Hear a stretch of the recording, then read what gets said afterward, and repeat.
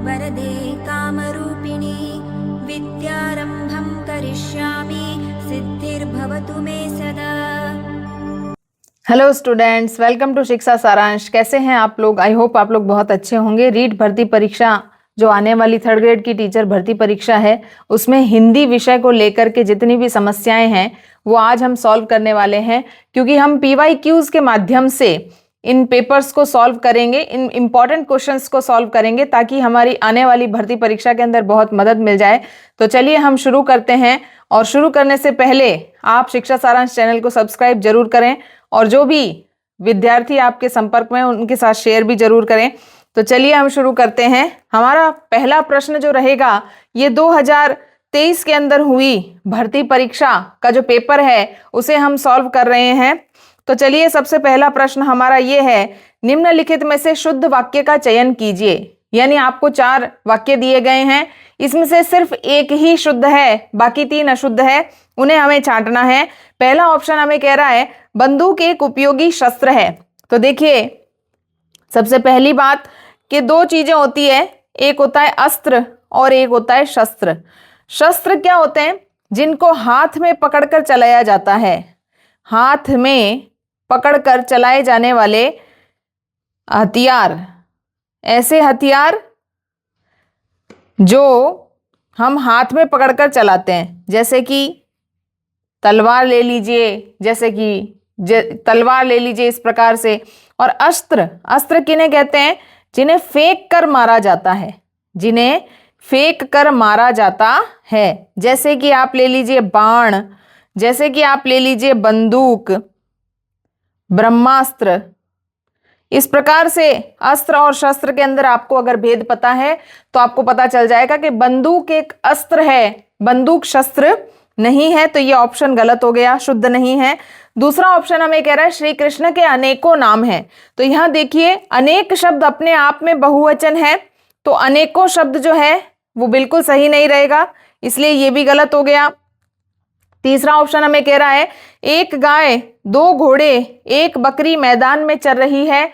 इस प्रकार से आप देखिए, एक गाय, 2 घोड़े और 1 बकरी, इतने सारे पशु हैं तो चर रही है। ये जो क्रिया है ये इसके साथ में संयत नहीं कर रही, बिल्कुल सही नहीं बैठ रही है, क्योंकि यहां होना चाहिए था कि चर रहे हैं, बहुवचन की क्रिया होनी चाहिए थी, जो नहीं लिखी, गलत हो गया। तो हमारा ऑप्शन नंबर 4, काशी सदा से भारतीय संस्कृति का केंद्र रहा है, ये ऑप्शन बिल्कुल सही है और यही हमारा उत्तर रहेगा। दूसरा नंबर प्रश्न देखिए, स्त्रीलिंग शब्द नहीं है। हमें पूछा गया है कि ऐसा शब्द छांटना है जो स्त्रीलिंग नहीं है, यानी हमें कौन सा शब्द निकालना है? क्योंकि हिंदी में लिंग 2 ही प्रकार के हैं, पुल्लिंग शब्द और स्त्रीलिंग शब्द। तो जो शब्द स्त्रीलिंग नहीं है वो ऑब्वियसली पुल्लिंग ही होगा। तो देखिए, हम जब भी स्त्रीलिंग और पुल्लिंग का भेद देखते हैं तो हमें ये ध्यान रखना है, हमें क्रिया के साथ उसे जोड़ना है। जैसे चट्टान खड़ी है तो ये स्त्रीलिंग हो गया। चपला, चपला यानी चंचल, तो ये भी चपला स्त्रीलिंग हो गया, और चमक भी स्त्रीलिंग हो गया। जबकि चंदन शब्द जो है ये पुल्लिंग शब्द है, और यही हमारा आंसर रहेगा, क्योंकि चंदन स्त्रीलिंग नहीं है। तीसरा नंबर प्रश्न देखिए, वर्णों को उनके उच्चारण स्थान से सुमेलित कीजिए। उच्चारण स्थान वे स्थान होते हैं जहां से हम उच्चारित करते समय अलग अलग व्यंजन को उच्चारित करते हैं। तो देखिए, सबसे पहला उच्चारण स्थान है कंठ। मैं आपको शॉर्ट ट्रिक्स बता देती हूं, जिससे आने वाले, कोई जरूरी नहीं है कि यही क्वेश्चन रिपीट हो, लेकिन इससे रिलेट करने वाला यदि कोई भी क्वेश्चन आता है तो आपका सही हो। तो देखिए, कंठ की बात करें तो कंठ का फॉर्मूला है अकुह विसर्ग। अ और आ, ये दोनों कंठ से निकलते हैं। यहां कु का अर्थ क्या है? यहां कु का अर्थ है क वर्ग, पूरा क वर्ग, जिसमें 5 व्यंजन होते हैं, क, ख, ग, घ, अंग। दूसरा है हमारा उच्चारण स्थान तालु। तालु का फॉर्मूला आप याद रखें, ईचू यश। ये जो छोटी छोटी सी ट्रिक्स हैं ये बहुत परीक्षा में काम आती है। ई और बड़ी ई, च छ ज झ य, च छ ज झ य और शंकर वाला श, और ई या बड़ी ई, इन सब का उच्चारण स्थान क्या होता है? तालु। तो अगर इसको इतने सारे व्यंजनों को अलग अलग याद करेंगे तो शायद हम भूल जाएं, लेकिन अगर हम ईचू यश या कंठ का अकुह याद रखेंगे तो हमें पूरी तरीके से आंसर सही करने में मदद मिलेगी। तीसरा हमारा उच्चारण स्थान है मूर्धा, और मूर्धा का फॉर्मूला आप याद रखें, री टू रश। अब देखिए यहां पे ऋषि वाला री भी आ गया और ट वर्ग भी आ गया, ट ठ ड ढ अण और र भी आ गया और षटकोण वाला श भी आ गया। तो एक छोटा सा फॉर्मूला आपको याद रखना है मूर्धा के लिए, री टू रश, ये षटकोण वाला श। अगला हमारा उच्चारण स्थान होता है दंत। दंत का फॉर्मूला आप याद रखें, तुलसी, तुलसी। अब तू का अर्थ क्या हो गया याद ही रखना है आपको, त थ द ध और न। दूसरा हमारा हो गया ल और सड़क वाला स। तो तुलसी दांतों से नहीं खाई जाती, ऐसा करके अगर हम याद रखेंगे तो ये हमारा आंसर बिल्कुल सही हो जाएगा। ठीक है, अगला हमारा जो उच्चारण स्थान है उसका अर्थ है नासिका। नासिका का अर्थ है पांचवा व्यंजन। किसी भी वर्ग का पांचवा व्यंजन जो है वो नासिका से उच्चारित होगा। जिस प्रकार से हम बोलते हैं य म ग ण न, यमंगणन। जैसा कि हम सभी जानते हैं कि क वर्ग का अंतिम व्यंजन होता है अंग, च वर्ग का अंतिम व्यंजन होता है अय, और ट ठ ड ढ ण, ट का अंतिम अक्षर होता है अण, त थ द ध न, त वर्ग का अंतिम अक्षर होता है न, और म जो है प वर्ग का है। तो ये जो पांचों वर्ग हैं इनके जो अंतिम अक्षर है इनका उच्चारण नासिका से किया जाता है, ये हमें याद रखना है। उसके अलावा हमें एक याद रखना है व का उच्चारण होता है दंत ओष्ठ, दंतोष्ठ। तो इस प्रकार से हम देख सकते हैं दंतोष्ठ।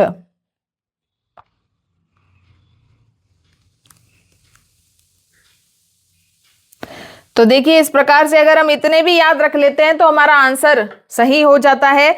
तो देखिए क से कंठ को मिला दीजिए क्योंकि अकुह कंठ था, त थ द ध न, तो ये तुलसी वाला दांत हो गया, और न क्योंकि पांचवा व्यंजन है नासिका हो गया, और श तालु हो गया। तो पहले का सी, दूसरे का ए, तीसरे का डी और चौथे का बी। तो ये ऑप्शन हमारा यहाँ सी पर लिखा हुआ है, इसलिए हमारा सी आंसर हो जाएगा। इस प्रकार से मैच द फॉलोइंग का क्वेश्चन आ सकता है। अगला हमारा प्रश्न है संबंध बोधक अव्यय कहाँ प्रयुक्त होता है, कहाँ प्रयुक्त हुआ है। देखिए संबंध बोधक अव्यय, सबसे पहले तो हमें अव्यय को समझ लेना है कि अव्यय क्या होता है। अव्यय वे शब्द होते हैं जो क्या करते हैं, स्वयं को परिवर्तित नहीं करते। चाहे कोई भी लिंग हो, कोई भी वचन हो, कोई भी कुछ भी हो, क्रिया, लिंग, वचन, किसी भी स्थिति में वह स्वयं को परिवर्तित नहीं करते। और संबंध बोधक अव्यय इसी का एक टाइप होता है जो कि हमारा संज्ञा और सर्वनाम शब्दों से क्या बताता है, क्रिया का संबंध स्थापित करता है। ऐसा अव्यय शब्द संबंध बोधक अव्यय कहलाता है। जैसा कि यहां लिखा है, देखिए पहले ही ऑप्शन में लिखा है जल के बिना। ये जो के कारक चिन्ह है ये संबंध बोधक है, और बिना यहाँ अव्यय है, तो ये के बिना शब्द जो है ये संबंध बोधक अव्यय हो गया। तो जल के बिना जीवन संभव नहीं है। तो यहीं पर जो है संबंध बोधक अव्यय का प्रयोग किया गया, यही हमारा आंसर होगा। अब देखिए अगला, थोड़ा ही चल सकी। तो यहाँ पे थोड़ा शब्द अव्यय है। कमला ऊपर बैठी है, ये ऊपर अव्यय है। और ईमानदारी से काम करता है, तो यहाँ पे क्या है, ईमानदारी से काम करता है, यहाँ पे तो अव्यय है ही नहीं। तो यहाँ फर्स्ट नंबर ऑप्शन ही हमारा आंसर रहेगा। पांचवा नंबर क्वेश्चन देखिए, निम्नलिखित में से कौन सा शब्द जातिवाचक संज्ञा से निर्मित भाववाचक संज्ञा नहीं है। इस प्रकार के प्रश्नों की भरमार हर परीक्षा के अंदर आजकल पूछी जा रही है। जातिवाचक संज्ञा से निर्मित भाववाचक संज्ञा। अब जातिवाचक संज्ञा आप अच्छे से समझते हैं कि वे शब्द जो पूरे समूह का बोध करवाते हैं उन्हें हम क्या कहते हैं, जातिवाचक संज्ञा। और भाववाचक संज्ञा क्या होते हैं, वे शब्द, वे संज्ञाएं जिन्हें हम स्पर्श नहीं कर सकते, छू नहीं सकते, सिर्फ महसूस कर सकते हैं, वो भाववाचक संज्ञाएं कहलाती है। तो देखिए यहां पे पहला शब्द है शठता, इसके अंदर जो मूल शब्द है वो है शठ। दूसरा पशुता, आप अपने मूल शब्द को अगर छांट लेंगे तो भी आपका काम हो जाएगा। यहाँ पे देखिए बंधु, और यहाँ देखिए कंजूस। तो देखिए यहाँ पे चार शब्द आपके निकल के आए हैं। शठ, शठ यानी ढीठता। तो ढीठ होना क्या है, ये ढीठ होना एक जाति है, ठीक है, तो ये जातिवाचक संज्ञा से बना हुआ है। पशु भी एक जाति है, ये भी जातिवाचक संज्ञा है, ठीक है, पशु भी जातिवाचक संज्ञा है और षट भी जातिवाचक संज्ञा है और बंधु ये भी जातिवाचक संज्ञा है। जबकि कंजूस की बात करें तो ये कंजूस जो है ये एक विशेषण है, तो ये विशेषण से बनी हुई भाववाचक संज्ञा है। कंजूस होना कोई विशेषण है तो विशेषण से बनी हुई भाववाचक संज्ञा हो गई कंजूसी। तो इस प्रकार से ये जातिवाचक संज्ञा नहीं है, यही हमारा आंसर रहेगा। छठा नंबर प्रश्न देखिए, एरिया अंग्रेजी शब्द के लिए हिंदी पारिभाषिक शब्द, बहुत ही सरल प्रश्न आया था। एरिया शब्द के लिए क्या शब्द आता है? क्षेत्र, ठीक है। अगर हम बात करें अंचल, तो अंचल को कहते हैं जोन और खंड को क्या कहते हैं? ब्लॉक, और मंडल को क्या कहते हैं? मंडल को कहते हैं जोन, ब्लॉक और डिस्ट्रिक्ट।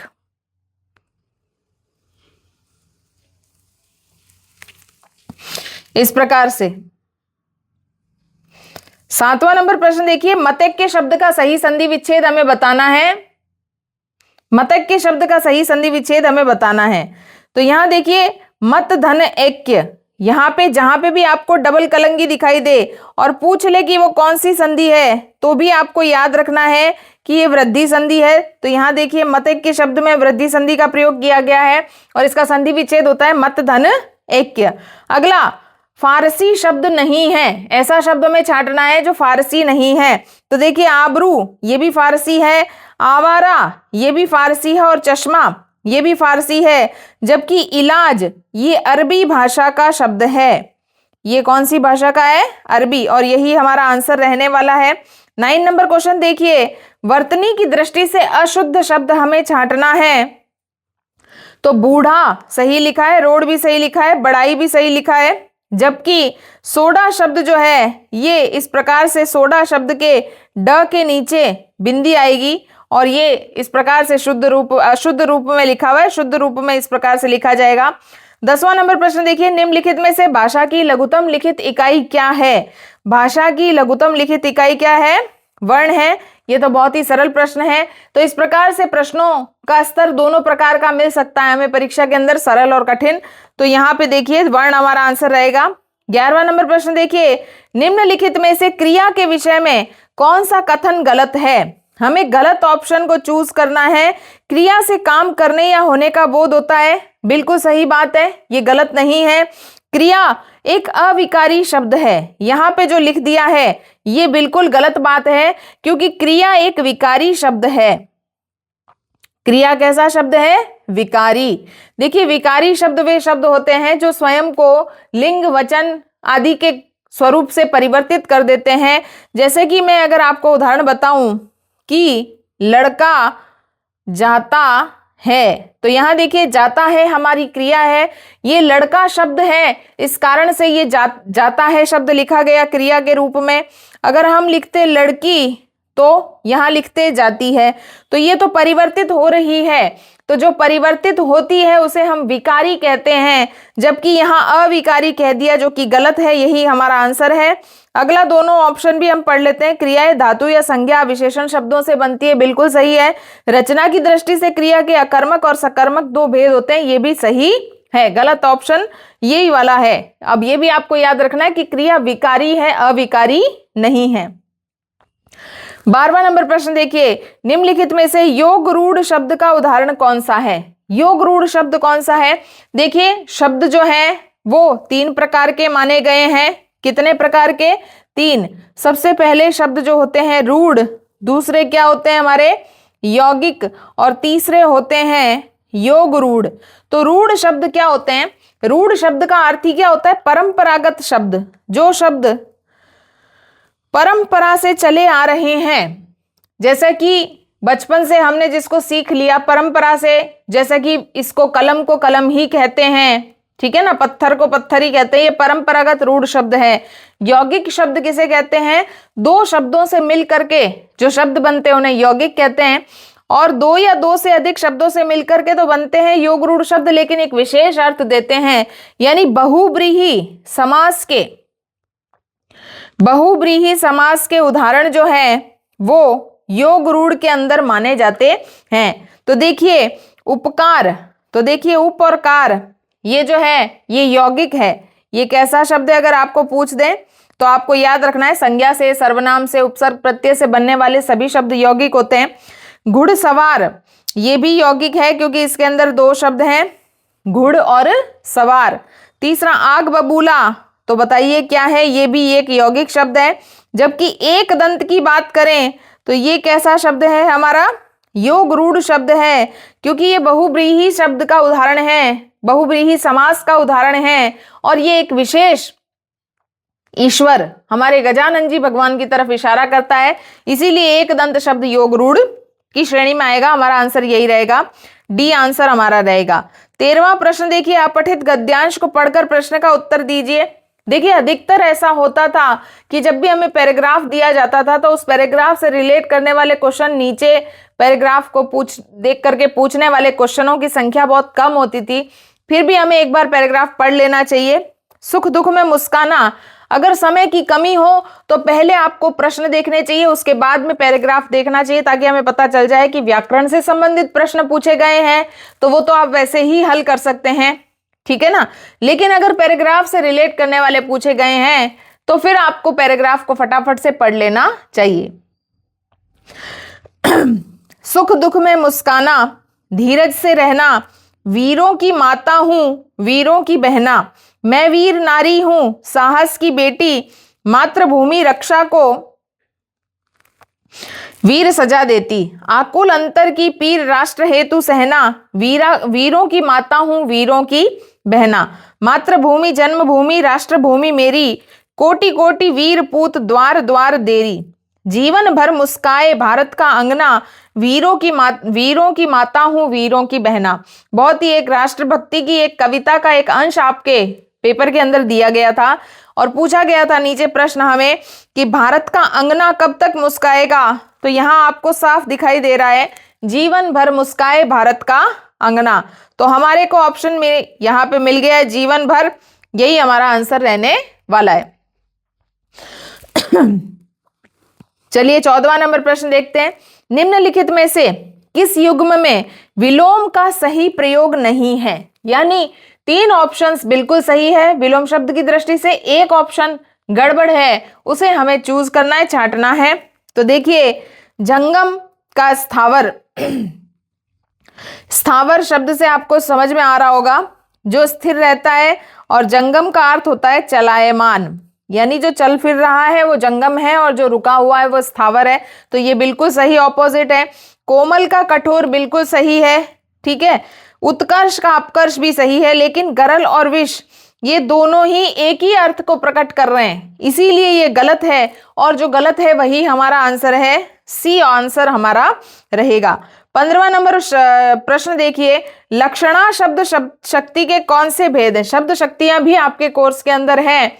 तो देखिए शब्द शक्ति जो है, लक्षणा शब्द शक्ति, उसके 2 भेद हैं। वैसे तो लक्षणा शब्द शक्ति के 80 भेद माने गए हैं, लेकिन ऊपरी तौर से हम मुख्य करके जो भेद मानते हैं वो 2 हैं।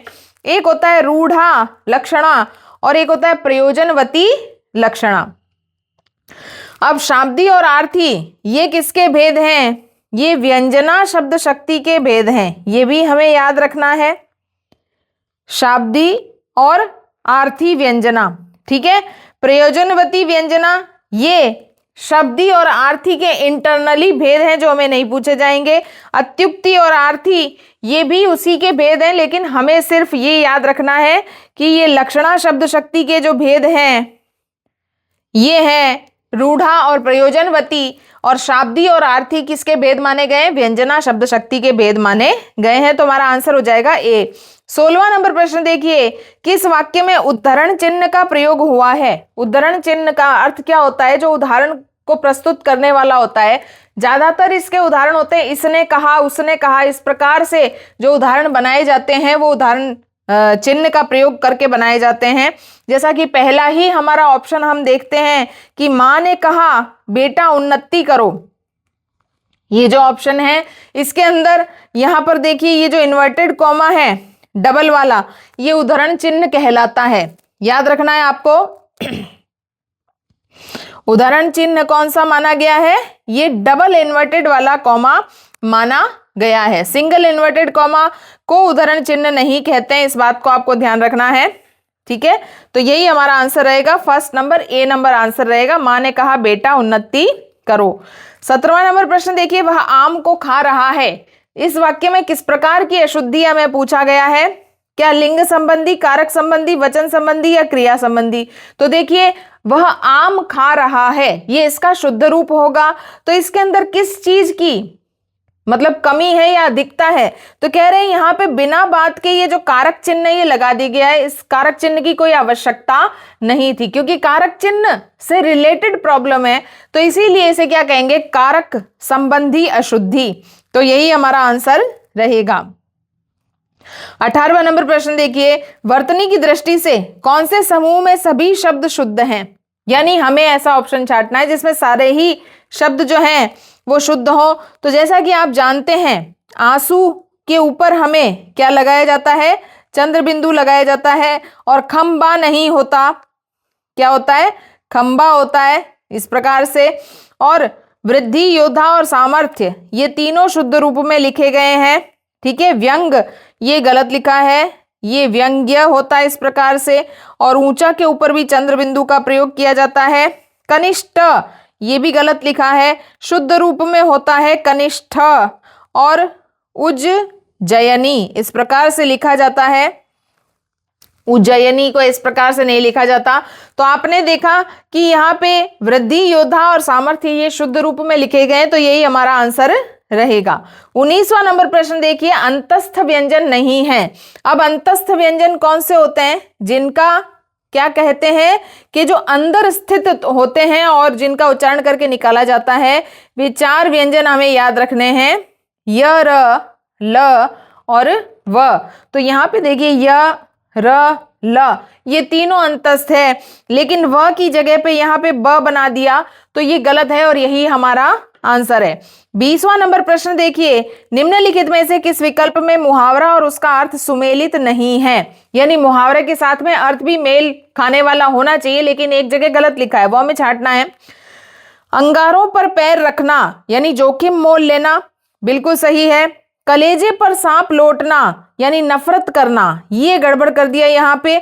कलेजे पर सांप लौटना का नफरत करना नहीं होता है, इसका हिंदी अर्थ होता है ईर्ष्या करना। ठीक है, नब्ज पहचानना, स्वभाव जानना और देवता कूच करना, घबरा जाना, ये ए, सी और डी सही है, जबकि बी गलत है, तो बी ही हमारा आंसर रहेगा। अगला 21वां प्रश्न देखिए, हरकत का अनेकार्थक शब्द समूह कौन सा है? हरकत के क्या क्या अर्थ निकल सकते हैं? दोनों अर्थ हरकत के निकलने वाले हमें ऑप्शन को छांटना है। पहला है गति, गति भी हरकत होती है और चेष्टा भी हरकत होती है, यही हमारा आंसर सॉल्व हो गया है। तो इस प्रकार से ए ही हमारा आंसर रहने वाला है। 22वां नंबर प्रश्न देखिए, अपने से बड़ों का आदर करना उचित है। वाक्य में रेखांकित शब्द कौन सा सर्वनाम है? ये जो अपने शब्द लिखा है ये कौन सा सर्वनाम है? निश्चयवाचक सर्वनाम कौन से होते हैं? याद रखने हैं, यह, वह। अनिश्चयवाचक कौन से होते हैं? कोई या कुछ। संबंधवाचक सर्वनाम जो है निजवाचक सर्वनाम है, अपना, मेरा, अपना, स्वयं का, इस प्रकार के जो शब्द होते हैं ये निजवाचक सर्वनाम की श्रेणी में आते हैं। तो संबंध ये निजवाचक सर्वनाम है, तो हमारा आंसर हो जाएगा डी। चलिए 23वां नंबर प्रश्न देखते हैं। एक देश से दूसरे देश में माल भेजना, वाक्यांश के लिए कौन सा शब्द आएगा? बहुत ही सरल प्रश्न था। एक देश से दूसरे देश में माल भेजने को क्या कहते हैं? हम कहते हैं निर्यात, तो हमारा आंसर हो जाएगा डी। आयात क्या होता है? एक देश आयात करना यानी दूसरे देश से हमारे देश के अंदर माल को लेकर आना, वो आयात कहलाता है। ठीक है, 24वां नंबर प्रश्न देखिए, निम्नलिखित में से अशुद्ध शब्द कौन सा है? यहाँ पे जो शब्द दिए गए उसमें से अशुद्ध शब्द कौन सा है? पहला शब्द अगर हम देखें तो ये बिल्कुल अशुद्ध शब्द है। प्रदर्शनी शब्द बिल्कुल गलत होता है, प्रदर्शन होता है शुद्ध रूप के अंदर। प्रवृत्त सही है, दधीचि और ज्येष्ठ तीनों ही सही है, लेकिन प्रदर्शनी गलत है। याद रखिएगा, शब्द शुद्ध रूप में होता है प्रदर्शन। 25वां प्रश्न देखिए, निम्नलिखित में से जातिवाचक संज्ञा से बना भाववाचक संज्ञा का शब्द कौन सा है? ये प्रश्न ऊपर भी आया था और वापस आया है, देखिए। तो इस प्रकार से आपको ध्यान रखना है, जातिवाचक संज्ञा से बनने वाली भाववाचक संज्ञाओं के बहुत सारे प्रश्न पूछे जा रहे हैं।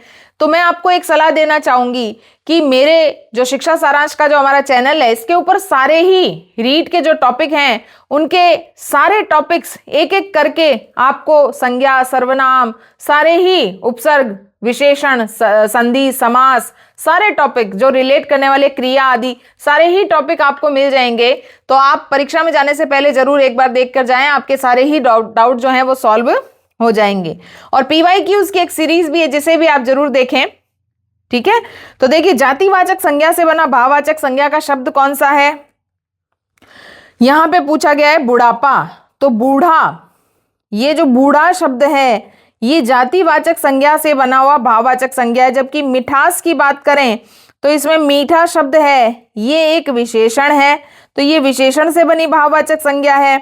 और ये सजा शब्द जो है, इसमें सजाना है, तो सजाना क्या है? क्रिया, तो ये क्रिया से बनी हुई भाववाचक संज्ञा है। और ममता शब्द के अंदर मूल शब्द मम है, जो एक सर्वनाम है, तो ये ममता शब्द सर्वनाम से बना हुआ है। तो यहाँ पे जातिवाचक संज्ञा से बना हुआ कौन सा शब्द है? बुढ़ापा। तो हमारा आंसर रहेगा बुढ़ापा। 26वां नंबर प्रश्न देखिए, प्रभा एक सुशील कन्या है, इस वाक्य में विशेष्य क्या है? तो बहुत ही सरल सा प्रश्न आपको पूछ लिया गया है कि सुशील कन्या है, तो सुशील शब्द क्या हो गया? सुशील शब्द हो गया विशेषण। और जिस शब्द की विशेषता बताई जाती है उसे हम क्या कहते हैं? विशेष्य। तो यहाँ पे कन्या शब्द कहाँ लिखा है? सी पे लिखा है, तो ये सी कन्या शब्द ही हमारा आंसर रहेगा, ये विशेष्य है। 27वां नंबर प्रश्न देखिए, निम्न में से मिश्र वाक्य का उदाहरण छांटिए। अब देखिए, वाक्य 3 प्रकार के हैं। कितने प्रकार के हैं? 3 प्रकार के हैं। सरल वाक्य, संयुक्त वाक्य और मिश्र वाक्य। देखिए, सरल वाक्य, संयुक्त वाक्य और मिश्र वाक्य को एक ट्रिक से आप याद कर लीजिए। जहां पे सिर्फ एक ही क्रिया हो या विधेय एक ही हो, ठीक है ना, क्रिया या विधेय एक ही हो, उसे क्या कहते हैं हम? सरल वाक्य। यहां क्रिया या विधेय एक से अधिक तो हो सकते हैं, लेकिन समुच्चय बोधक अव्यय द्वारा जुड़े होंगे, जैसे कि और, तथा, या, एवं, इस प्रकार से जुड़े होंगे। और मिश्र वाक्य, ये इसके अंदर एक मुख्य वाक्य होता है, एक आश्रित वाक्य होता है, एक प्रधान और आश्रित, दोनों एक दूसरे पर डिपेंड करते हैं, उन्हें मिश्र वाक्य कहते हैं। हम खाना खा चुके, ये सरल वाक्य है। जो कवि लोकप्रिय होता है उसका सम्मान सभी करते हैं। देखिए, इसको अगर हम ध्यान से देखें, अगर हम इसको फर्स्ट हाफ को पढ़ते हैं, अगर हम सिर्फ ये पढ़ते हैं जो कवि लोकप्रिय होता है, तो ये एक ऐसा वाक्य जो अपने अर्थ को प्रकट करने में सक्षम नहीं है, जब तक कि हम इसका सेकंड हाफ नहीं पढ़ लेते कि उसका सम्मान सभी करते हैं। तो ये दोनों वाक्य एक दूसरे के बगैर अधूरे हैं। और देखिए, जो, उसका, जैसा, वैसा, जितना, उतना, जितना करोगे उतना भरोगे, जैसा करोगे वैसा, जैसा बोओगे वैसा पाओगे, इस प्रकार के जो उदाहरण होते हैं, ये सब मिश्र वाक्य के उदाहरण होते हैं। और इसने कहा, जैसे गांधी जी ने कहा, करो या मरो, ये भी मिश्र वाक्य का उदाहरण है। हमारा आंसर हो जाएगा बी, ठीक है। अच्छे लड़के परिश्रमी होते हैं, ये सरल वाक्य है। वह अस्वस्थ था और इसलिए परीक्षा में सफल हो सका, तो ये संयुक्त वाक्य का उदाहरण है। 27वें का आंसर रह जाएगा बी। अब देखिए, वापस से निम्नलिखित अपठित पद्यांश को पढ़कर प्रश्न के उत्तर देने 28 से 30 तक। हमारे को एक और पैराग्राफ दिया गया है। चंचल पगदीप शिखा के घर ग्रह मृग वन में आया वसंत। किसकी बात हो रही है? वसंत की बात हो रही है कि वसंत जो ऋतु है वो घर में, वन में, सब जगह पर आ गया है। सुलगा फाल्गुन का सूनापन, फाल्गुन का सूनापन दूर हो गया है क्योंकि वसंत ऋतु का प्रवेश हो गया है। सौंदर्य शिखाओं में अनंत, और चारों तरफ जो पेड़ पौधे हैं उनमें अनंत सौंदर्य भर गया है। सौरभ शीतल की ज्वाला से, सौरभ यानी सुगंध चारों तरफ फैल गई है। फैला उर उर में मधुर दाह, और सभी लोगों के, व्यक्तियों के, प्रकृति के हृदय के अंदर बहुत ही मधुरता छा गई है। आया वसंत भर पृथ्वी पर, ये वसंत ऋतु जो है पूरी पृथ्वी पर छा गई है। स्वर्गिक सुंदरता का प्रवाह, और पूरी पृथ्वी पर स्वर्ग जैसी सुंदरता छा गई है। कली के पलकों में मिलन स्वप्न, अली के अंतर में प्रणय गान। कली जो है वो अब फूल बनने वाली है, वो बड़ी ही जो है मिलन के स्वप्न देख रही है। और अली के अंतर में प्रणय, अली यानी भंवरा, यहां अली का शब्द का अर्थ क्या है? भंवरा। तो भंवरे के हृदय के अंदर भी प्रणय गान शुरू हो गया है। लेकर आया प्रेमी वसंत, ये सब क्यों हो रहा है? क्योंकि वसंत ऋतु आ गई है। आकुल जड़ चेतन स्नेह प्राण, जड़ में चेतन में सभी जगहों पर प्राण भर गए हैं।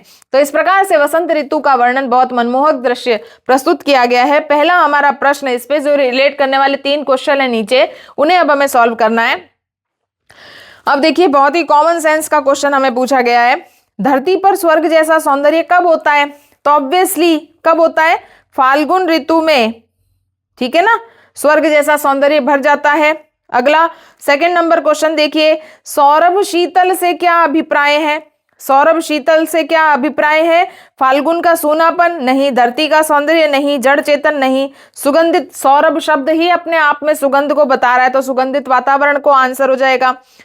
अगला तीसवां प्रश्न है, अली का पर्यायवाची शब्द क्या है? तो अली का पर्यायवाची शब्द होता है मधुप। तो इस प्रकार से ये तीनों क्वेश्चन हमने ऊपर पैराग्राफ के आधार पर सॉल्व कर लिए। 31 नंबर क्वेश्चन देखिए, निम्नलिखित में से योग रूढ़ शब्द कौन सा है? अभी मैंने आपको ऊपर समझाया था कि योग रूढ़ शब्द किसके उदाहरण माने जाते हैं? बहुब्रीहि समास के उदाहरण। तो फटाफट से चारों ऑप्शन में हम देख लेते हैं कौन सा है बहुब्रीहि का। आकाश, त्रिनेत्र, विद्यालय और पत्थर। तो देखते ही आपको पता चल गया होगा कि त्रिनेत्र किसका, ये बहुब्रीहि समास में किसको प्रकट कर रहा है? विशेष अर्थ को, शिव को प्रकट कर रहा है। 3 नेत्रों वाले हैं जो, तो यही हमारा आंसर होगा। योग रूढ़ शब्द का उदाहरण यही है।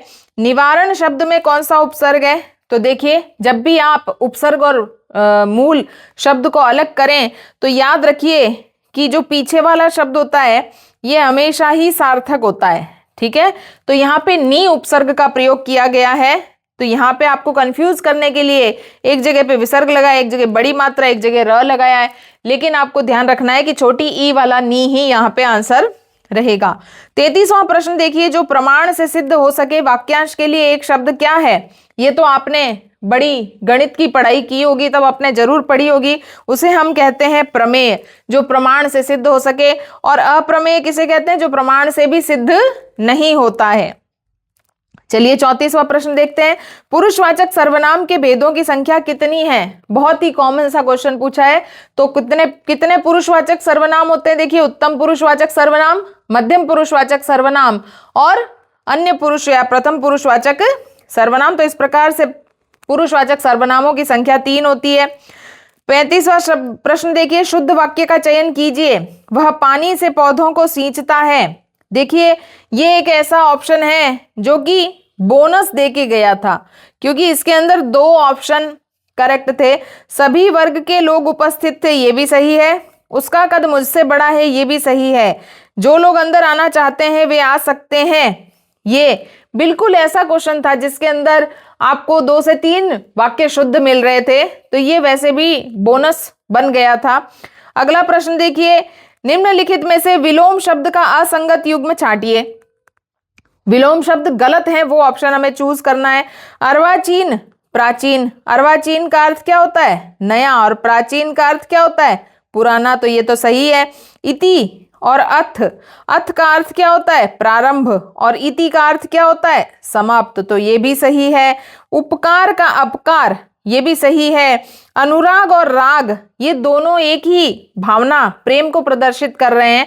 तो यहाँ पे ये विलोम शब्द तो है ही नहीं, और यही हमारा आंसर है। 37वां प्रश्न देखिए, सूर्य का पर्यायवाची है। सूर्य का पर्यायवाची क्या है? तो देखिए, सूर्य का पर्यायवाची है सविता। अंशु, प्रकाश और रश्मि, ये सूर्य के पर्यायवाची नहीं है, सविता है। 38वां प्रश्न देखिए, किस समूह में अश्व के सभी पर्यायवाची शब्द हैं? घोड़े के पर्यायवाची शब्द क्या है? देखिए, घोटक तो है लेकिन सोम नहीं है, क्योंकि सोम तो अमृत को कहते हैं और कानन वन को कहते हैं। पुरंदर इंद्र को कहते हैं, तो ये भी नहीं है। घोड़ा, तुरंग और हय ये तीनों ही घोड़े के पर्यायवाची हैं, तो यही हमारा आंसर रहेगा, आंसर सी रहेगा। अब देखिए चौथा नंबर ऑप्शन जो था तुरंग, घोटक और कंज। तुरंग और घोटक तो फिर भी है, लेकिन कंज किसका पर्यायवाची है? कमल का पर्यायवाची है, इसलिए ये हमारा आंसर नहीं हो सकता। 39 नंबर क्वेश्चन देखिए, तत्सम शब्द की पहचान कीजिए, है ना, चयन करना है।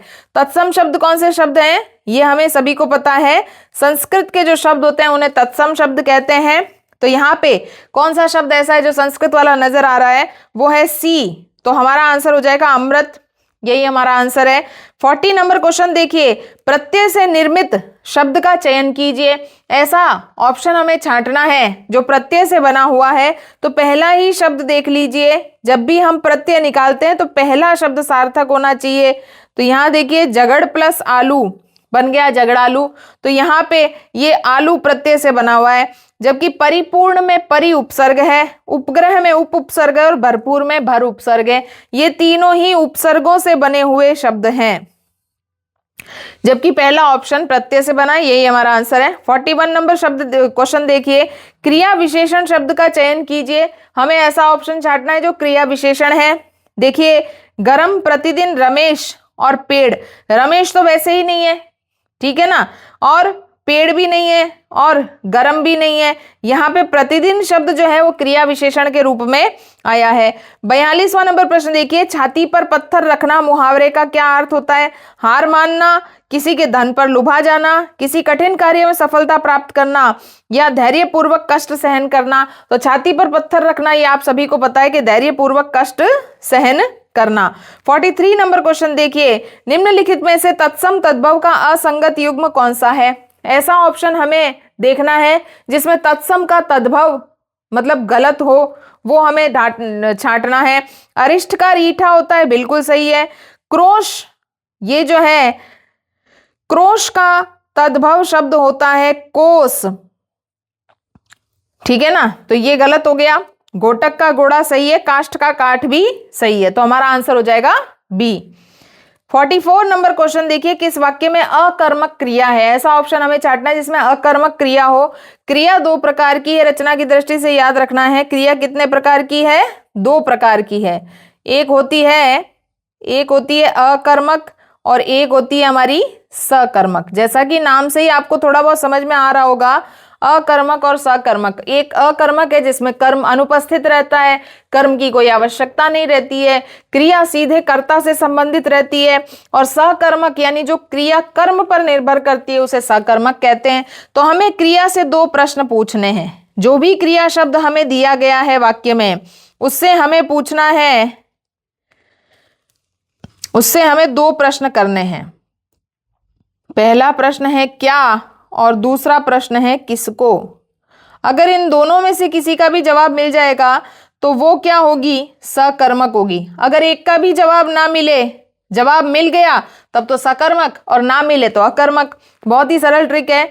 आप आज शाम को क्या कर रहे हैं, ठीक है, कर रहे हैं से पूछो क्या कर रहे हैं, कोई जवाब नहीं मिल रहा। किसको कर रहे हैं तो भी जवाब क्या कर रहे हैं, ठीक है, प्रश्नवाचक है ये। बच्चा रोता है तो रोता है से पूछो क्या रोता है, तो आप इसके उत्तर में ये ना कहिएगा कि बच्चा रोता है, क्योंकि बच्चा तो यहाँ क्या है? कर्ता, तो यहाँ पे यही अकर्मक क्रिया है। वैसे भी आप याद रखें, रोना, हंसना, उठना, बैठना, आना, जाना, ये सब जो क्रियाएं होती है ये अकर्मक की श्रेणी में आती है, यही हमारा आंसर है। अब देखिए, धो रही है, कपड़े धो रही है, पूजा कपड़े धो रही है से पूछो क्या धो रही है? कपड़े, तो ये तो सकर्मक हो गया, कर्म हो गया ना भाई। मोहन सितार बजा रहा है से पूछो क्या बजा रहा है, तो ये भी सकर्मक हो गया, और ये भी जवाब मिल रहा था इसलिए सकर्मक हो गया। तो इस प्रकार से हमारा आंसर हो जाएगा बी। 45 नंबर क्वेश्चन देखिए, हमने एक शेर देखा, वाक्य में काल का चयन कीजिए। हमने एक शेर देखा, तो ये भूतकाल का वाक्य है नॉर्मली, तो इसलिए सामान्य भूतकाल कहलाएगा। आगे देखिए, सोना, धतूरा और गेहूं, ये किस शब्द के अनेकार्थी हैं, ये किस शब्द को प्रकट कर रहे हैं। तो आपने हिंदी में कहावत, वो जो दोहा है वो जरूर पढ़ा होगा श्लेष अलंकार का, कि कनक कनकते सौगुनी मादकता अधिकाय। यहाँ पे कनक शब्द जो है वो सोना, धतूरा और गेहूं तीनों का अर्थ प्रकट कर रहा है, ये श्लेष अलंकार का शब्द है। 47 नंबर क्वेश्चन देखिए, रत और रति युग्म का सही अर्थ क्या होगा। यहाँ पे रत, रत का अर्थ क्या होता है, लगा हुआ किसी चीज में, लीन, और रति का अर्थ होता है प्रेम। तो ये फर्स्ट ऑप्शन ही हमारा आंसर हो गया, लीन और प्रेम। आगे पीछे घुमा के कंफ्यूज करने की कोशिश की गई है। 48 नंबर क्वेश्चन देखिए, मन की पवित्रता महत्वपूर्ण है, अर्थ को प्रकट करने वाली लोकोक्ति कौन सी है। मन की पवित्रता तो महत्वपूर्ण है। तो देखिए, हाथ सुमरनी बगल कतरनी, बिल्कुल गलत, ये थोड़ी ना है मन के अंदर पवित्रता। जिन खोजा तिन पाइया, गहरे पानी पैठ, ये भी नहीं। मन चंगा तो कटौती में गंगा, बिल्कुल। अगर आपका मन पवित्र है तो फिर आपको गंगा जो है आपके कमंडलू के जल में ही महसूस हो जाएगी, यही हमारा आंसर है। तो मन चंगा तो कटौती में गंगा। 49 नंबर क्वेश्चन देखिए, समन अंग्रेजी शब्द के लिए हिंदी पारिभाषिक शब्द है। पारिभाषिक शब्द का वीडियो आप जरूर देख करके जाएं, क्योंकि बहुत ऐसा हुआ है कि अभी जितनी भर्ती परीक्षाएं हुई थी पीछे, उन सब के अंदर पारिभाषिक शब्दावली का जो मैंने वीडियो अपलोड किया था उसमें से सारे ही प्रश्न पूछ लिए गए थे। ये सबसे मतलब कठिन समझा जाने वाला टॉपिक है, तो इसे एक बार जरूर देख करके जाएं। तो समन, समन का अर्थ क्या होता है, बुलाना। समन का हिंदी पारिभाषिक शब्द क्या बना जाएगा, बुलाना। चलिए, निम्नलिखित में से कौन सा शब्द युग्म सही है। 50वां प्रश्न हमें बता रहा है कि कौन, अम्ब को जल कहते हैं और अंबू को माता, क्या ये सही है। ये बिल्कुल गलत है। अम्ब यानी माता और अंबू यानी जल, उल्टा पुल्टा दे दिया। अब देखिए, अविलंब सहारा और अवलंब, अवलंब यानी सहारा और अविलंब यानी शीघ्र, ये भी उल्टा पुल्टा है। अब देखिए, आकर, आकर यानी खान और आकार यानी रूप, ये भी उल्टा पुल्टा है। जबकि कृति यानी रचना और कृति यानी रचनाकार, ये बिल्कुल सही है। तो हमारा आंसर हो जाएगा डी। ये दोनों ही शब्द अपने अर्थों के साथ मेल खा रहे हैं। 51वां प्रश्न देखिए, निम्नलिखित में से संयुक्त वाक्य का चयन कीजिए। संयुक्त वाक्य हमें छांटना है। यहाँ पर, वह साड़ी खरीदने बाजार गई, ये तो सरल वाक्य है। जब मैं स्टेशन पहुंचा गाड़ी आ चुकी थी, ये मिश्र वाक्य है। हम घर से बाहर निकले और बारिश होने लगी। जैसा कि मैंने अभी आपको ऊपर समझाया था कि संयुक्त वाक्य जो है समुच्चय बोधक अव्ययों से जुड़े होते हैं, और, तथा, एवं, या, इस प्रकार से, इसलिए। तो ये जो है ये संयुक्त वाक्य का उदाहरण है, यही हमारा आंसर रहेगा। अगला देखिए, अंतस्थ व्यंजन कौन सा है। अंतस्थ व्यंजन का प्रश्न ऊपर भी आया था, आपको याद हो तो। और अंतस्थ व्यंजन आपको याद रखने हैं, कौन कौन से हैं, य, र, ल, व। तो यहाँ पे देखिए कौन सा दिया हुआ है, यह दिया हुआ है, तो यही हमारा आंसर ए रहेगा। 53वां प्रश्न देखिए, पक्षी शब्द का पर्यायवाची शब्द कौन सा है। तो यहाँ पे देखिए द्विज, पक्षी का पर्यायवाची शब्द क्या होता है, द्विज। अच्छा देखिए, सोम तो आपको पता ही है, सोम चंद्रमा को भी कहते हैं, ठीक है। शीलीमुख भ्रमर का है, ठीक है, भ्रमर, भंवरा। और नभ गगन का है, ये तो आप सभी को पता होगा। 54वां प्रश्न देखिए, आंखें खुलना मुहावरे का क्या अर्थ है। आंखें खुलना का अर्थ होता है सजग होना, तो हमारा आंसर हो जाएगा डी। 55वां प्रश्न देखिए, गत और गति क्रमशः सही अर्थ प्रकट करने वाले शब्द युग्म क्या है।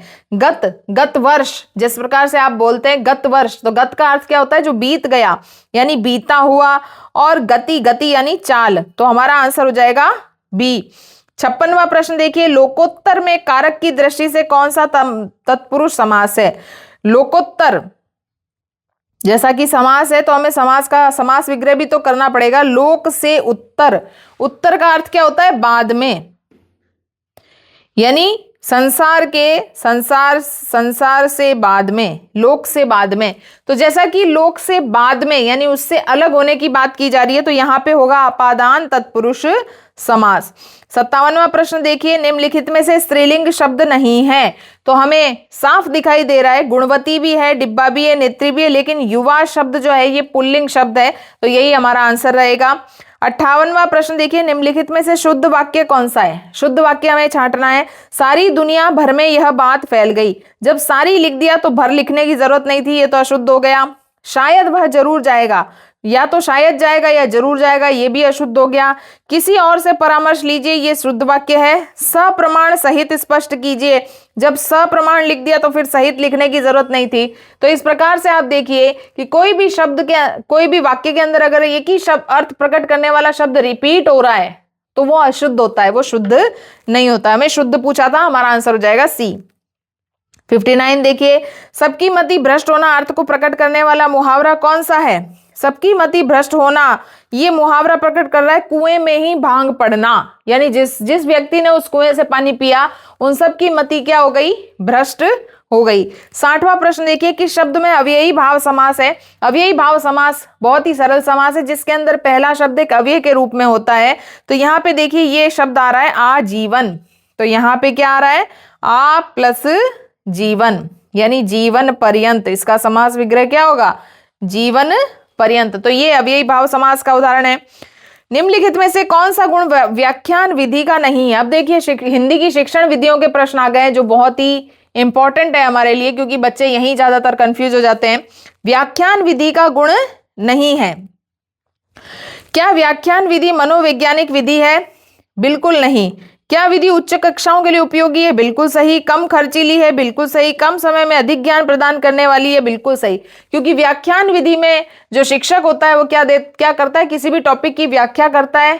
बच्चों की दृष्टि से ये मनोवैज्ञानिक नहीं है, क्योंकि उन्हें कुछ भी उसमें सहयोग करने का, उसमें कुछ कार्य करने का मौका नहीं मिलता, सिर्फ बैठे बैठे सुनना होता है। तो ये मनोवैज्ञानिक विधि नहीं मानी गई है। प्राचीन काल में इसी विधि का ज्यादा प्रयोग किया जाता था। 62वां प्रश्न देखिए, भाषाई कौशल का सही क्रम है? तो ये तो आप सभी को पता होगा, LSRW ये फॉर्मूला है इसका, listening, speaking, reading and writing. तो लिसनिंग यानी सुनना, फिर स्पीकिंग यानी बोलना, फिर पढ़ना और लिखना। बहुत ही सरल प्रश्न हमें पूछा गया था।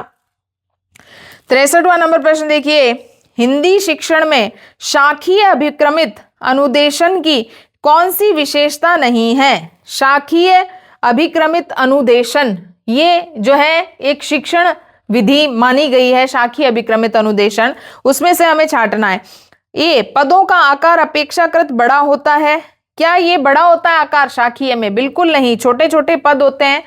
और इसमें विद्यार्थी अनुक्रिया के रूप में सही विकल्प का चयन करता है, बिल्कुल सही। नवीनता और विविधता पाई जाती है, बिल्कुल सही।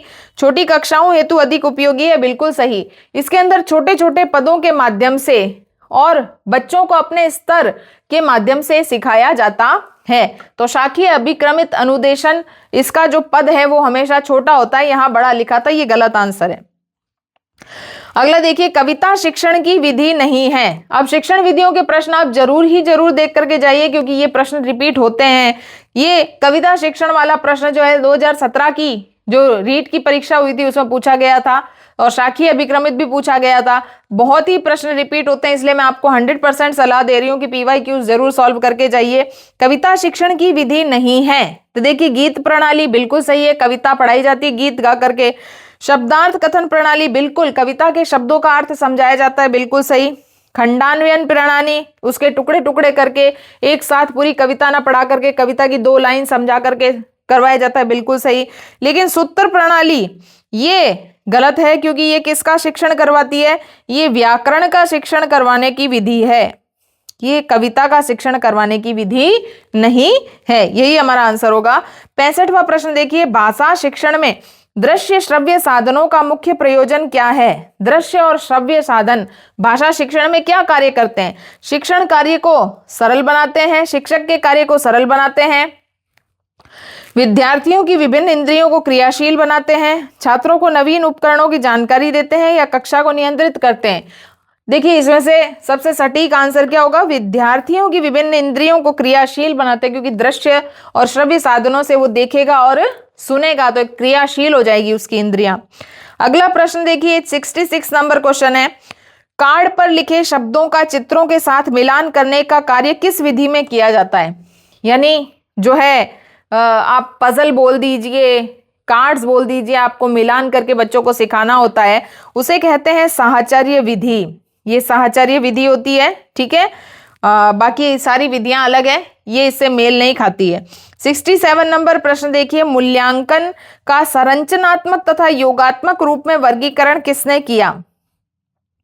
जो आज के जमाने में चल रहा है रचनात्मक और योगात्मक मूल्यांकन, योगात्मक मूल्यांकन जिसे सबमेटिव असेसमेंट कहते हैं और रचनात्मक मूल्यांकन जिसे फॉर्मेटिव असेसमेंट कहते हैं, ये मूल्यांकन दो प्रकार के होंगे। रचनात्मक मूल्यांकन यानी सतत मूल्यांकन होगा, ये कैसा मूल्यांकन होता है? सतत, लगातार। और योगात्मक मूल्यांकन किस प्रकार का होता है? वर्ष में 2 बार या 3 बार। तो ये जो वर्गीकरण है ये किसने किया था? ये किया था मिकेल स्क्रीवेन ने। ये आपको इंपॉर्टेंट है, क्वेश्चन याद रखना है आगे वाली परीक्षा के लिए। अगला प्रश्न है, निदानात्मक परीक्षाएं ली जाती है। निदानात्मक परीक्षाएं, निदान अगर शब्द हम हिंदी में समझे तो शायद समझ ना आए, लेकिन अंग्रेजी में अगर हम इसे बात करें तो डायग्नोस बोलते हैं। तो किसी भी चीज की मतलब पहचान करने के लिए, किसी भी चीज का पता लगाने के लिए हमें निदान परीक्षा लेनी पड़ती है। क्या प्रतिभाशाली छात्रों का पता लगाने के लिए, क्या प्रतिभाशाली छात्रों का पता लगाने के लिए हमें परीक्षा लेने की कोई आवश्यकता है? छात्रों की कमजोरी का पता लगाने के लिए, बिल्कुल सही है। निदानात्मक परीक्षाओं का मुख्य उद्देश्य होता है कि छात्रों की कमजोरी का पता लगाएं और उसे दूर करें।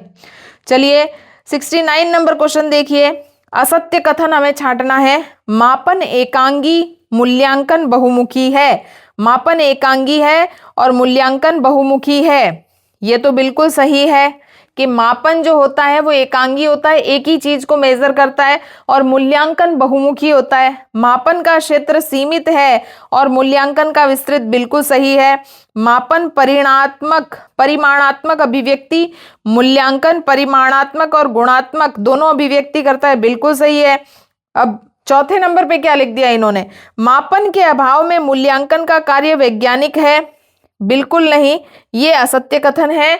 मूल्यांकन में मापन भी जरूरी होता है, उसके बिना वैज्ञानिक कैसे हो सकता है? यही हमारा आंसर रहेगा 69 का। 70 नंबर क्वेश्चन देखिए, निदानात्मक परीक्षण का मुख्य उद्देश्य क्या है? निदानात्मक परीक्षण का मुख्य उद्देश्य क्या है? छात्र की कमजोरियों का पता लगाना, बिल्कुल, ये क्वेश्चन ऊपर से रिपीट होकर के आया है। तो इस प्रकार से हमने ये जो अभी लेटेस्ट परीक्षा हुई थी 3rd ग्रेड की भर्ती परीक्षा, जिसके अंदर हिंदी ग्रामर से रिलेटेड और हिंदी शिक्षण विधियों से रिलेटेड जितने भी क्वेश्चन थे उसको हमने सॉल्व किया। चलिए अब हम 2017 के अंदर जो लेवल 2 की जो भाषा 1 की जो परीक्षा हुई थी उसमें जो प्रश्न पूछे गए थे उसको सॉल्व कर लेते हैं। अब देखिए इसमें 30 प्रश्न थे, अनिवार्य थे। अब देखिए पहला प्रश्न है, मैं केवल इसीलिए यहाँ आया था, वाक्य में कौन सी अशुद्धि है? मैं केवल इसीलिए यहाँ आया था। अब यहाँ पे देखिए इस केवल शब्द की कोई आवश्यकता थी क्या? अगर हम बोलते मैं इसीलिए यहाँ आया था तो ये बिल्कुल शुद्ध वाक्य होता है, इसमें केवल की आवश्यकता नहीं थी। और केवल क्या है? ये अव्यय है, तो यहाँ पे अव्यय संबंधी अशुद्धि हो गई। चलिए अगला प्रश्न है, जीवन और साहित्य का घोर संबंध है। यहाँ पे शुद्ध रूप क्या होगा? क्या जीवन और साहित्य का घोर संबंध है? घोर शब्द जो है वो किसी भयावह जगह को या स्थिति को बताने के लिए घोर अंधकार, घोर जंगल, इस प्रकार से होता है। जीवन और साहित्य ये तो घनिष्ठ संबंध बोला जाता है इसका, तो यहाँ पे आंसर होगा जीवन और साहित्य का घनिष्ठ संबंध है। अगला, वस्तु की पूर्ति की तुलना में मांग अधिक, ये कौन सी लोकोक्ति प्रकट कर रही है? यहाँ पे देखिए वस्तु की पूर्ति की तुलना में मांग अधिक, ये लोकोक्ति प्रकट कर रही है 1 अनार 100 बीमार, यानी डिमांड ज्यादा है लेकिन जो पूर्ति है वो बिल्कुल है ही नहीं। अगला प्रश्न है, घास काटना मुहावरे का क्या सही अर्थ होगा? बिल्कुल देखिए, गुणवत्ता का ध्यान रखे बिना जैसे तैसे काम निपटाने को क्या कहते हैं? घास काटना। 35वां प्रश्न देखिए, विद्वान सब जगह पूजा जाता है, वाक्य में क्या प्रयुक्त हुआ है?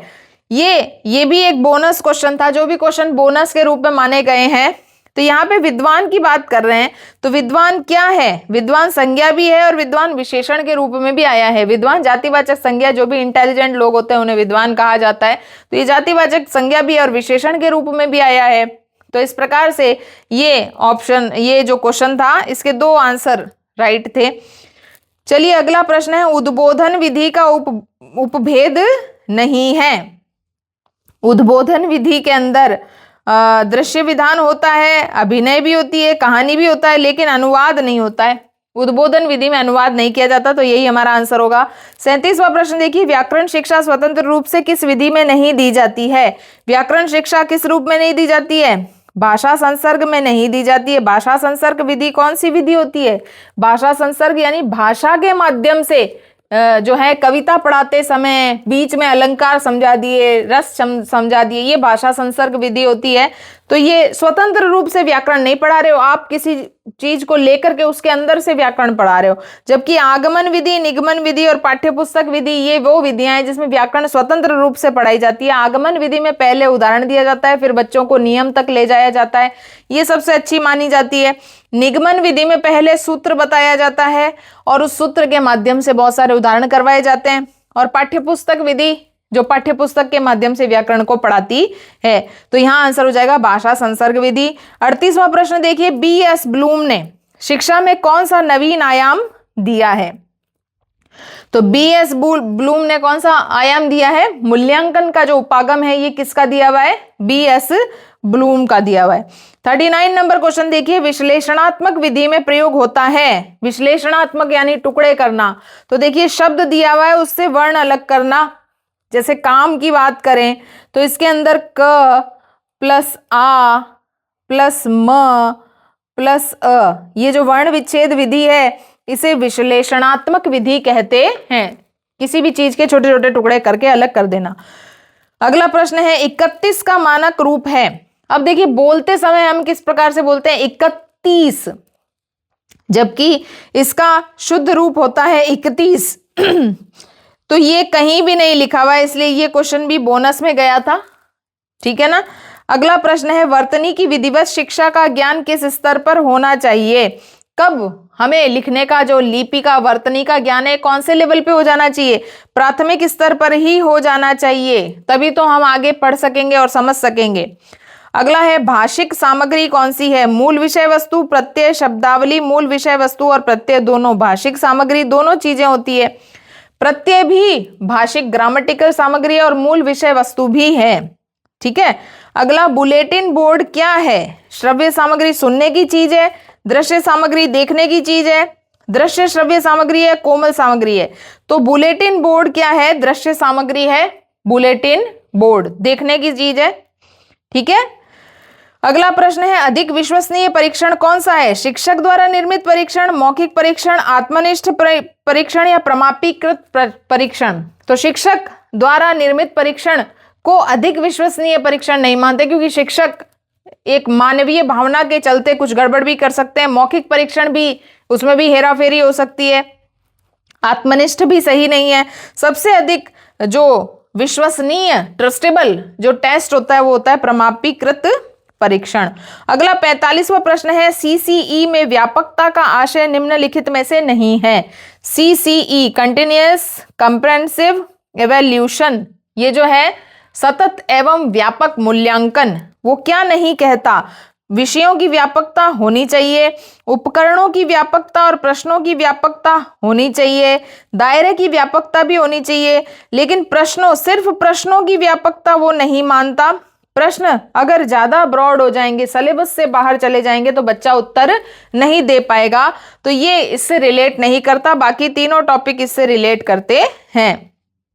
46वां प्रश्न, एक बालक जरूरत से ज्यादा अपने आप को असमर्थ समझ रहा है, वह हीन भावना ग्रंथि से पीड़ित है और आत्मविश्वास खो बैठा है। एक शिक्षक के नाते आप उसका क्या उपचार करेंगे? तो ये बहुत ही सरल और इजी सा क्वेश्चन था। सहानुभूतिपूर्ण व्यवहार हम उस छात्र के साथ में करेंगे। आप एक शिक्षक बनने वाले हैं तो आपका हमेशा पॉजिटिव रेस्पॉन्स आना चाहिए उस बच्चे की तरफ।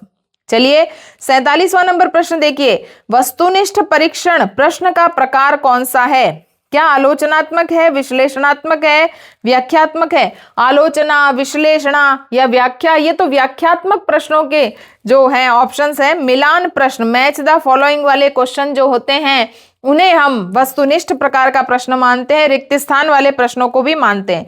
अगला, मौन पठन का लाभ क्या है? उच्चारण अभ्यास हेतु अवसर मिलता है। कैसे? आप मौन पठन की बात करें, उच्चारण अभ्यास कैसे कर सकते हैं आप? स्वाध्याय की प्रवृत्ति विकसित होती है। बिल्कुल सही जवाब है। मौन पठन करवाया ही इसीलिए जाता है ताकि बच्चों में स्वाध्याय की प्रवृत्ति का विकास हो।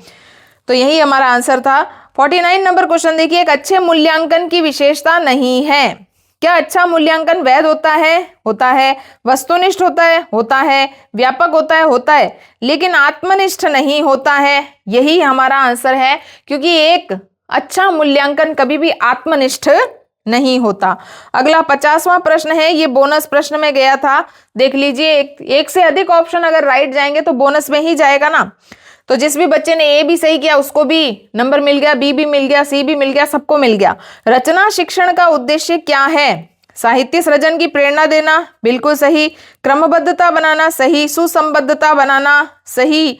व्याकरण सम्मत कार्य करना, नहीं। जब 3 आंसर सही हैं तो बोनस क्वेश्चन में ही जाएगा। तो आप याद रखें, रचना शिक्षण का उद्देश्य साहित्य सृजन, क्रमबद्ध और सुसंबद्धता बनाना, तीनों ही आंसर इसके सही है। अगला हमें एक गद्यांश दिया है और 51 से 55 तक प्रश्न पूछे हैं, फटाफट से पढ़ लेते हैं। स्वावलंबन सफलता की कुंजी है। स्वावलंबी व्यक्ति जीवन में यश और धन दोनों अर्जित करता है। दूसरे के सहारे जीने वाला व्यक्ति तिरस्कार का पात्र बनता है। निरंतर निरादर और तिरस्कार पाता हुआ वह अपने आप में हीन भावना से ग्रस्त होने लगता है। जीवन का यह तथ्य व्यक्ति के जीवन पर ही नहीं वरन जाति और राष्ट्र पर भी लागू होता है। यही कारण है कि स्वाधीनता संघर्ष के दौरान गांधी जी ने देशवासियों में जातीय गौरव का भाव जगाने हेतु स्वावलंबन का संदेश दिया था। चरखा आंदोलन और दांडी कूच इस दिशा में गांधी जी के बड़े प्रभावी कदम सिद्ध हुए। स्वावलंबन के मार्ग पर चलकर ही व्यक्ति, जाति, समाज अथवा राष्ट्र उत्कर्ष को प्राप्त होते हैं। ये पूरा टॉपिक आपको समझ में आ गया होगा, स्वावलंबन से रिलेट करता है।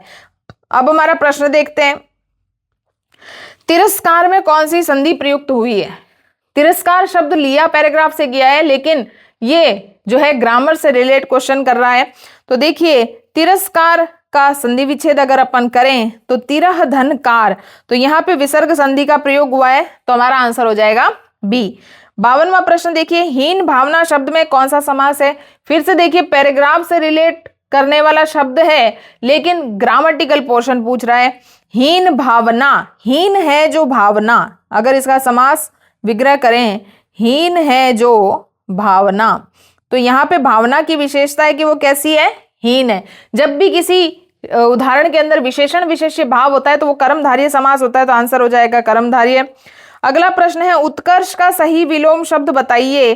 तो उत्कर्ष का अपकर्ष होता है, ये तो आप सभी को पता होगा। उत्कर्ष यानी उन्नति की ओर बढ़ना, अपकर्ष यानी नीचे की ओर पतन होना।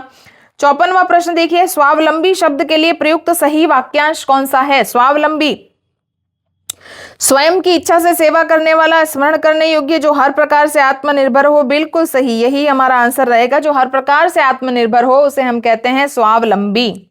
चलिए 55 प्रश्न देखते हैं, इनमें से विदेशी शब्द बताइए। राष्ट्र, निरंतर, व्यक्ति और दौरान।